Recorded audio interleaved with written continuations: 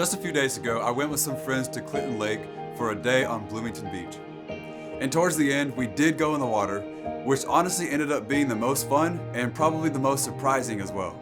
It made me feel younger than I am because we were racing each other and playing different games that were really fun, but also ended up being more physically exhausting than I would have expected. I began to realize while we were in the lake that I was beginning to feel oddly fatigued, and with a few more minutes going by, it seemed to accumulate and come upon me kind of suddenly, and I realized I needed to get out of the water and go get a drink and sit in the shade. Even after getting out and trying to recover, the fatigue and strong nausea began to increase.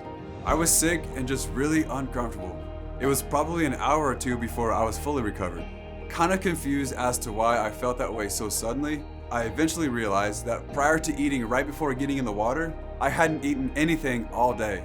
And I'm embarrassed to admit, but I realized that I also hadn't drunk any water at all that entire day. It had to have been those factors, mixed with being in the sun for a few hours, that caused this sick feeling to come on me all at once. Later on, I felt like the Lord helped me realize a simple spiritual implication that could come from this. When you are not properly nourished, you are weak and susceptible. When you are spiritually malnourished, you are weak and susceptible to the enemy. John 10:10 says, "The thief comes only to steal, kill, and destroy. I have come that they may have life and have it to the full." John 6:35, then Jesus declared, "I am the bread of life. Whoever comes to me will never go hungry, and whoever believes in me will never be thirsty." Looking at the famous Lord's Prayer in Matthew 6, it says, "Give us this day our daily bread." You're probably seeing the spiritual connection. We have to stay spiritually nourished, and we see clearly in Scripture that Jesus is the source. He even gives us a metaphor to speak in our terms, that He is the bread of life. And here's the point.